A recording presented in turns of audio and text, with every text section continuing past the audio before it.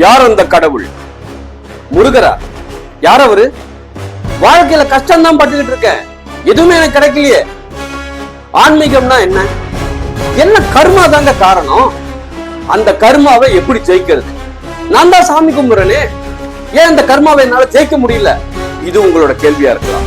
ஒரு விஷயம் சொல்றேன், நல்லா புரிஞ்சுக்கோங்க. கர்மாவை நம்மளுக்கு புரிஞ்சுக்கிறதுக்கு ஒரு 20 வயசு ஆகலாம். ஆனா 50 வயசுக்குள்ள அந்த கர்மாவை முடிச்சிருங்க. பாவங்கள் போக்க பாத்திரம் கழுவுங்க. இது என்ன புதுசா இருக்கு? இது வரைக்கும் கேள்விப்பட்டது இல்லையே. திருச்செந்தூர் வரணும்னா அந்த முருகர் முடிவு பண்ணணும் அப்படின்னு சொல்லுவாங்கல்ல, அதுக்கு என்ன அர்த்தம்? கர்மா. உங்க கர்மா முடிஞ்சு இந்த கோவில்ல உங்க கால் படணும்னு அந்த முருகர் முடிவு பண்ணணும். அப்போ உங்க கர்மா முடியும். கர்மா முடியறதுக்கு என்ன பண்ணணும்? இதுதான் இன்னைக்கு நூத்துக்கணக்கான, ஆயிரக்கணக்கான, லட்சக்கணக்கான பேரோட கேள்வி. என் கர்மாவை எப்படி நான் கடிக்க? ஒவ்வொரு வயசுல ஒவ்வொரு பிரச்சனை. 6 வயசுல ஒரு பிரச்சனை, 15 வயசு விவரம் தெரியும் போது ஒரு பிரச்சனை, 25 வயசு கல்யாணம் ஆகும் போது பிரச்சனை, 30 வயசு குழந்தை பிறக்கலன்னு பிரச்சனை, 50 வயசு வாழ்க்கையில செட்டில் ஆகலன்ற பிரச்சனை. இப்படி வாழ்க்கை பூரா பிரச்சனை பிரச்சனை பிரச்சனைனா அதுக்கு என்ன காரணம்? கல்யாணம் ஆன உடனே வாழ்க்கையில ஏதோ பிரச்சனைகள். உடனே இந்த பொண்ணை கல்யாணம் பண்ணி வந்த நேரம் தான் சரியில்லை அப்படின்னு சொல்றது. பொண்ணு வீட்டுல இந்த மாப்பிள்ளை கல்யாணம் பண்ணிட்டு வந்த நேரம் தான் சரியில்லை, அவர் ஜாதகம் தான் சரியில்லை, இவங்க ஜாதகம் தான் சரியில்லை. கிடையாது, எல்லாருக்கும் கர்மா சரியில்லை. இவங்க தான் சேரணும்னு அவர் முடிவு பண்ணிருப்பாரு. அதை எப்ப சரி பண்ணணும்னு அதுவும் அவர் தான் முடிவு பண்ணிருப்பாரு. பாப்பாங்க, நமக்கு நேரம் கொடுப்பாங்க. இந்த நேரத்துக்குள்ள இவங்க நம்மள நினைக்கிறாங்களா? இப்படி ஒவ்வொரு மனிதனோட வாழ்க்கையிலும் தினம் தினம் கேள்வி கேள்வி கேள்வி. எப்பதான் நான் வாழ்க்கையில சந்தோஷமா இருப்பேன்? இது எல்லாத்துக்கும் ஒரே தீர்வு நம்ம கனகம்பட்டி மூட்டை சுவாமிகள் ஐயா தான். இது எல்லாமே அவரால முடியும். இது நம்ம எல்லாருக்குமே தெரியும். நான் ஆரம்பத்துல கேட்ட கேள்விகள் எல்லாமே உங்களுக்கு தெரியும். இன்னைக்கு நிறைய பேர் நம்ம கிட்ட கேக்குறாங்க, ஓ முருகரை கும்பிட்டா இது நடந்துருமா? நான் கூட தான் கும்பிடுறேன். நம்பிக்கை வைங்க, கடவுள் மேல நம்பிக்கை வைங்க. இது நடக்கணும், இதுக்காக தான் நான் கும்பிடுறேன் அப்படி இல்ல. பொதுவாவே ஐயா நீ என் கூட இரு அப்படின்னு கேட்டா கண்டிப்பா அவங்க நம்ம கூட இருப்பாங்க.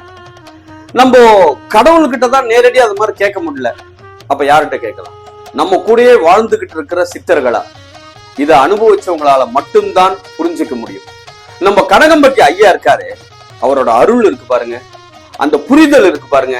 அவர் கூட பேசும்போது சில விஷயங்கள் நம்ம ஆசிரமத்துல அவர்கிட்ட அசைவுகள் பார்த்திருக்கோம். அவரு நம்ம பக்கத்துல போகும்போது அந்த துண்டு ஒரு தோல்ல போட்டிருப்பாரு பாருங்க, அந்த பெட்ஷீட், அது ஷேக் ஆகும். வாடா அப்படின்னு கையெடுத்து கூப்பிடுற மாதிரி இருக்கும். இந்த 2 விரலை வச்சிருப்பாரு இப்படி. அந்த விரலை பார்க்கும்போது நம்மளை பார்த்து அந்த விரல் கூப்பிடுற மாதிரியே இருக்கும். இதெல்லாம் மனசுல உணர்ந்தால் கண்டிப்பாக உண்மை. அதாவது ஒவ்வொரு பிரச்சனைகள் வரும்போதும் அவர்கிட்ட போயிட்டு இந்த பிரச்சனை அந்த பிரச்சனை அப்படிலாம் சொல்ல வேண்டாம். அவருக்கு தெரியாதா? நம்மளை படைச்ச கடவுளுக்கு தெரியாத விஷயமா? ரொம்ப சிம்பிள்.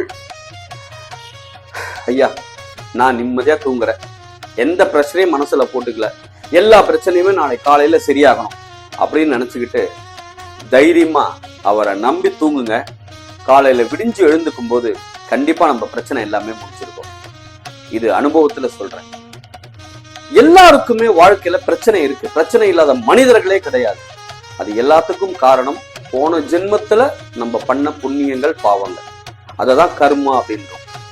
அந்த கர்மாவை எப்படி தீக்கிறது? முதல்ல எந்த கோவிலுக்கு போனோம்னாலும் நம்ம கர்மா நல்லா இருந்தா மட்டும்தான் அந்த கோவிலுக்கு போக முடியும். வீட்டு பக்கத்திலே கோவில் இருக்கும், ஆனா அந்த கோவிலுக்கு போறது கூட நம்மளுக்கு நேரம் இருக்காது. நம்ம கனகம்பட்டி மூட்டை சித்தர் அவர்களோட கோவில் எங்க இருக்கு? ஜீவ சமாதி. நம்ம எல்லாருக்குமே தெரியும். தெரியாதவங்களுக்கு இந்த பதிவு. திண்டுக்கல் மாவட்டம் பழனி அருகில் கனகம்பட்டி அந்த ஊர்ல மோகன் ஐயாவோட தோட்டத்துலதான் ஐயாவோட ஜீவ சமாதி அமைச்சிருக்கு. அந்த இடத்துக்கு முன்ன பாத்தீங்கன்னா மெயின் ரோட்ல இருந்து உள்ள வரணும், ஆட்டோக்கள் கிடைக்கும். ஆனா இப்ப பாத்தீங்கன்னா நம்ம கவர்மெண்ட் பஸ்ஸே ஸ்ட்ரெயிட்டா ஐயாவோட ஜீவ சமாதி பக்கத்திலே எடுத்து போய் இறக்கி விடுறாங்க. அந்த இறங்கின உடனே அந்த மண்ல கால் பட்ட உடனே பெரிய சந்தோஷம் கிடைக்கும் பாருங்க. ஆஹா, அது சொல்றதுக்கு வார்த்தைகளே கிடையாது. அப்படியே சுத்தி பார்த்தா மலைகள், பச்சை பசேல்னு அந்த இடம் எவ்வளவு கஷ்டத்துல வந்தாலும் அந்த ஒரு நிம்மதி கிடைக்கும். ஐயா அந்த வாழ்ந்துகிட்டு இருக்கிற அந்த தோட்டம் இருக்கு பாருங்க, அது உள்ள நம்ம என்ட்ரி ஆகும்போது லெப்ட் ஹேண்ட் சைட்ல ஐயா வாழ்ந்த வீடு இருக்கும். அது பக்கத்திலேயே பாத்தீங்கன்னா ஐயா ஒரு விஷயத்த உருவாக்கி வச்சிருப்பார். அது பிரபஞ்ச சக்தி அப்படின்னு தான் நிறைய பேர் சொல்லுவாங்க. நானும் பார்த்துருக்கேன். எந்த கோவில் போனாலும் முதல்ல விநாயகர் இருப்பாரு. அவர் விநாயகரா யாரு என்ன சக்தி இதெல்லாம் உணரணும்னா நம்மளும் மகானா இருந்தாதான் உணர முடியும். ஏன்னா ஐயா பேசுற நிறைய விஷயங்கள் கூட இருந்த நிறைய பேருக்கு தெரியும். ஒரு 5-10 பேர் அவர் கூடயே இருந்திருக்காங்க. ஒவ்வொருத்தர் ஒவ்வொரு பதிவுகளை யூடியூப்ல போடுறாங்க, நம்ம பார்த்துருக்கோம். ஒவ்வொருத்தையும் அவ்வளோ ரசிச்சிருக்கோம். அங்கிருந்து நம்ம வந்தோம்னா அங்க விரிய மரம்னு இருக்கும். அந்த மரத்துக்கு கீழே தான் எல்லாருமே பாத்தீங்கன்னா அந்த வேண்டுதல், வீடு கட்டணும்னா கற்களை அடுக்கிக்கிட்டே இருப்பாங்க. குழந்தை வேணும்னா தொட்டில் கட்டுவாங்க. இன்னும் பல கோரிக்கைகள் அந்த மரத்துக்கு கீழே வச்சிருக்காங்க. ஏன் அப்படின்னா அந்த இடத்துலதான் நம்ம ஐயா இந்த பூ உலகில நம்மளோட வாழும்போது அந்த இடத்துலதான் கட்டில் போட்டு படுத்துக்கிட்டு இருப்பாராம். அவர் அங்கிருந்து கை காட்டி அங்க போ, அந்த கல் எடுத்து போடு, அங்க போய் சுத்திட்டு வா அப்படின்னு அன்னைக்கு சாதாரணமா சொன்ன இடங்கள்லாம் இன்னைக்கு ஒவ்வொரு அற்புதமான இடங்களா அங்க இருக்கு. அதுக்கு அடுத்தது பக்கத்திலே பாத்தீங்கன்னா நம்ம ஐயா பயன்படுத்தின அந்த காரை அங்கேயே வச்சிருக்காங்க. அதுக்கு பின்னாடியும் பல கதைகள் இருக்கு. ஒவ்வொரு விஷயத்துக்கும் அங்க ஒவ்வொரு கதைகள் இருக்கு. அதெல்லாம் தெரிஞ்சுக்கும் போது எவ்வளவு சந்தோஷம் இருக்கும் தெரியுமா? அது பக்கத்துல ஒரு மரம் இருக்கும். அந்த மரத்துக்கிட்ட தனியா ஒரு விளக்கேற்றி வச்சிருப்பாங்க. அந்த மரத்துக்கு பக்கத்துல ஒரு பலகை இருக்கும். அதுல அவரோட பொன்மொழிகள் இருக்கும். எல்லாரோட சுமையும் நான் சுமக்கிற சாமி, ஆனா என் சுமையை சுமக்கிறதுக்கு ஆள் இல்லடா சாமி அப்படின்னு சொல்லும் போது, அதை படிக்கும் போதே அவர் சொல்ற மாதிரி ஒரு உணர்வு இருக்கும். அதுல வலி இருக்கா, இல்ல நமக்காக அவர் அவ்வளவு சுமக்கிறாரே அப்படின்ற எண்ணங்கள் போகுமா தெரியல. ஆனா ஆன்மீகத்துல இருக்கிற நிறைய பேர் அதை உணர்ந்து கண்ணீர் விட்டதெல்லாம் நான் பார்த்திருக்கேன். ஏன்னா நமக்காக சுமந்து நமக்காக செய்யக்கூடிய ஒரு சித்தர், நம்மோடு வாழ்ந்த சித்தர், வாழ்ந்து கொண்டிருக்கிற சித்தர், நம்மோடு வாழப்போகும் சித்தர், இப்படி எல்லா காலகட்டங்களுக்கும் நம்மளோட பயணிக்கக்கூடிய ஒரு அருமையான சித்தர் தான் நம்ம கனகம்பட்டி ஐயா அவர்கள். அந்த இடத்துக்கு பக்கத்துல பாத்தீங்கன்னா அந்த காருக்கு பக்கத்துல ஒரு சதுர வடிவுல சிகப்பு கல் தனியா தெரியும். அந்த இடம்தான் அவரு ஜீவசமாதி ஆகி ஒரு 3 நாட்கள் அங்கதான் இருந்திருக்காரு. ஆனா அந்த 3 நாட்கள்ல நம்மலாம் எப்படி இருப்போம்னு உங்களுக்கு தெரியும். ஆனா அவர் உடம்புல இருந்து வெறும் சந்தனமும் அந்த விபூதி வாசனை மட்டும்தான் இருந்தது அப்படின்னு சொல்லிட்டு கூட இருந்த பல பேர் சொல்லியிருக்காங்க. அதுக்கப்புறம்தான் அவர் அங்கிருந்து ஜீவசமாதி அந்த உள்ள கோவிலுக்குள்ள இப்ப ஜீவசமாதியா இருக்கிற இடம். இது ஒரு முக்கியமான பதிவு அப்படின்னு சொல்லணும். அதே மாதிரி அங்க அருகாமையிலே அவர் வாழ்ந்த வீடு, இப்படி சாதனை படைச்சவங்க, சரித்திரம் படைச்சவங்க, அவங்க வாழ்ந்த வீடுகள்லாம் ஒரு பொக்கிஷமா நம்ம பார்ப்போம். ஆனா ஐயாவோட வீடை பொறுத்த வரைக்கும் எல்லாருமே ஒரு கோவிலா தான் பார்க்கறாங்க. பொக்கிஷத்தை தாண்டி கோவில்ன்றது என்ன, எல்லாரும் கையெடுத்து கும்பிடுற இடம். அந்த வகையில அந்த ஐயாவோட வாழ்ந்த வீட்டுக்குள்ள நுழையும் போது அவர் படுத்துக்கிட்டு இருந்த அந்த கட்டில் இருக்கும். அந்த கட்டில தொடும் போதே ஐயாவோட காலை தொட்டு நம்ம வணங்கினா மாதிரியும், அவர் உடனே கையெடுத்து தலையில வச்சு ஆசீர்வாதம் பண்ணா மாதிரியும் ஒரு அருள் கிடைக்கும் பாருங்க. அதெல்லாம் அங்க போய் உணர்ந்தவங்களாலதான் முடியும். அதே மாதிரி அங்க சுத்தி வரும்போது ஒரு கல் தூண் மாதிரி ஒன்று இருக்கும். அதை தொடும்போது உங்களுக்கு ஒரு வைப்ரேஷன் கிடைக்கும். அதெல்லாம் சிறப்பு, ஆன்மீகத்தின் உச்சம்னு சொல்லணும். அதே மாதிரி அங்க அவர் பயன்படுத்திய ஒரு நாற்காலி இருக்கும். அந்த நாற்காலிய எல்லாரும் தொட்டு கும்பிடுவாங்க. அந்த வீட்டுக்குள்ள ஒரு சின்ன ரவுண்டு தான். அது போயிட்டு வரும்போது மனசுல இருக்க எல்லா கவலைகளும் தீர்ந்துடும். அதுக்கு அடுத்ததா ஐயா ஞானமா உட்கார்ந்து தன் மனதில் வந்த ஞான மொழிகளை நம்ம கிட்ட பேசின இடம் அப்படின்னா அந்த வேப்ப மரத்தடி.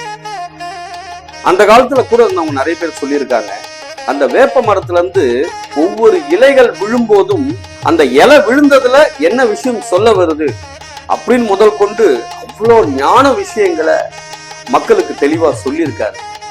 எவ்வளவு பெரிய பொக்கிஷம். அவர் வாழ்ந்த காலத்துல நம்ம வாழ்ந்தோம்ன்றது பெரிய விஷயம். அவரை நேர்ல பார்க்க முடியலனாலும் இன்னைக்கு அவரோட மன ரீதியா நம்ம வாழ்ந்துகிட்டு இருக்கோன்றது அதை விட பெரிய பொக்கிஷம் தான் நான் நினைக்கிறேன். அந்த வேப்ப மரத்துக்கிட்ட நீங்க உண்மையா மனசுக்குள்ள இருக்கிற உண்மையான விஷயங்கள், இதெல்லாம் எனக்கு பிரச்சனை, இதுதான் பிரச்சனை, இன்னார் இப்படி என்ன தொந்தரவு பண்றாங்க, எனக்கு மனசு ரொம்ப வலிக்குது அப்படின்னு உண்மையான பிரச்சனைகள், உங்களோட எல்லா உண்மையான பிரச்சனைகளும் சொல்லும் போது கண்டிப்பா ஐயா அங்கிருந்து உங்களுக்கு நல்ல ஆசீர்வாதம் பண்ணுவாரு. கண்டிப்பா வாழ்க்கையில எல்லாமே வெற்றியா அமையும். அதுக்கு வெற்றிக்கு அந்த வேப்ப மரம். அதுக்கு அடுத்ததா நம்ம கோவிலை நோக்கி உள்ள போகும்போது பாத்தீங்கன்னா அவர் ஜீவ சமாதியை நோக்கி நம்ம போய்கிட்டே இருப்போம். நம்மளுக்கு தேவைப்படுற அந்த ஆசீர்வாத பொருட்கள் அங்க லெப்ட் ஹேண்ட் சைட்ல கடைகள் நிறைய இருக்கும், அங்க ரைட் ஹேண்ட் சைட்லயும் கடைகள் இருக்கும். இந்த அங்க போனா எல்லாருக்குமே தெரியும் பச்சை தான் நம்மளுக்கு முதன்மை. ஏன்னா ஐயாவோட உடையில இருந்து அங்க விற்கக்கூடிய பொருட்கள் எல்லாமே பச்சையில முதன்மையா இருக்கும்.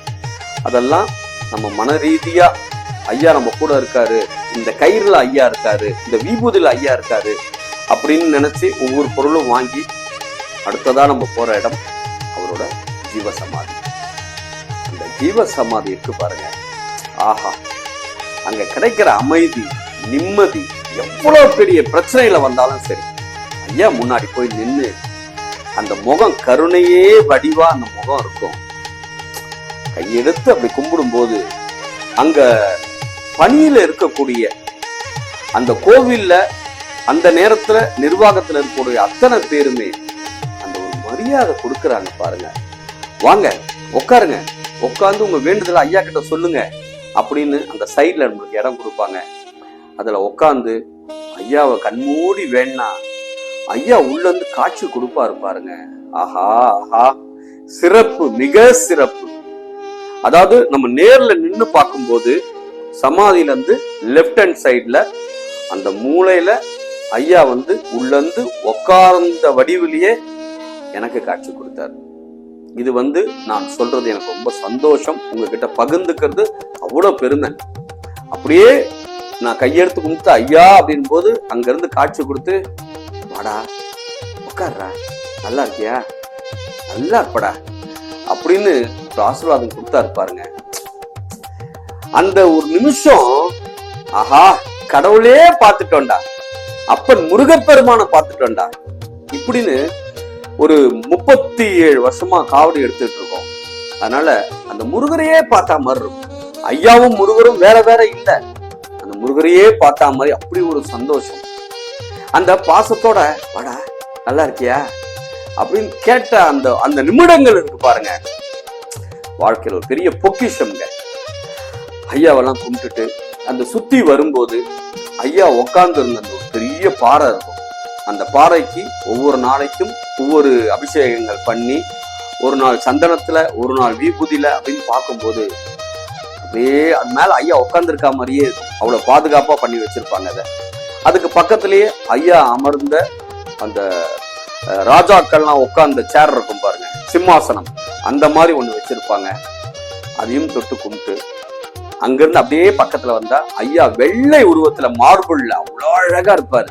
கையெடுத்து கும்பிட்டுட்டு அப்படியே திரும்பி மறுபடியும் சமாதியோட ரைட் ஹேண்ட் சைட்ல பார்த்தோம்னா எல்லா பக்கங்களுமே அவர் நம்மளோட கூடயே சுத்தி வரா மாதிரி ஒரு மனசுக்குள்ள தோணும். யாராவது தோல்ல கை வச்ச கூட ஐயா தான் உங்க தோல்ல கை வச்சு கூப்பிட்டாரோ நம்மள அப்படின்னு தோணும். இதுதாங்க இந்த உணர்வு பூர்வமா நம்ம அங்க போனோம்னா கண்டிப்பா நம்ம பிரச்சனைகள் எல்லாமே தீர்ந்துடும். அதே மாதிரி அந்த சிம்மாசனத்துக்கு பக்கத்துல பாத்தீங்கன்னா ஐயா பயன்படுத்திய இன்னொரு காரை நிக்க வச்சிருப்பாங்க. அதை தொட்டு கும்பிட்டு ஐயா நானும் ஒரு கார் வாங்கினேங்க ஐயா அப்படின்னு வேண்டிக்கோங்க. கண்டிப்பா எண்ணி ஒரு 2 வாரத்துக்குள்ள உங்களுக்கு கார் கிடைச்சிடும். அதே மாதிரி ஐயாவை கும்பிட்டு 2 சுத்தோ 3 சுத்தோ மனசுல என்ன படுதோ முடிச்சுட்டு வந்தா அங்க ஐயாவோட விபூதி கொடுப்பாங்க. அது வெறும் விபூதி இல்லைங்க, பல மருத்துவ குணங்கள் அதுல இருக்கு. நீங்க அதை வாங்கும்போது உங்களுக்கு என்ன பிரச்சனை இருக்குன்னு நினைச்சு வாங்குறீங்களோ அதே பிரச்சனைய வீட்டுல ஒரு டம்ளர் தண்ணி எடுத்து அது அந்த விபூதியை போட்டு கலக்கிட்டு குடிச்சிருங்க. உடல் ரீதி பிரச்சனையா இருந்தாலும் சரி, மன ரீதியான பிரச்சனையா இருந்தாலும் சரி, கண்டிப்பா எல்லாமே தீர்வு கிடைக்கும். நல்லா இருப்போம், வாழ்க்கையில சந்தோஷமா இருப்போம். நம்பிக்கை தாங்க வாழ்க்கை. ஐயா நம்ம கூடவே இருக்காரு, நமக்காக எல்லாத்தையும் செஞ்சுட்டு இருக்காரு. சரிப்பா, வந்தோம், எல்லா ஆசீர்வாதமும் கிடைச்சது. அடுத்தது என்ன? உணவு தான். அன்னதானம்.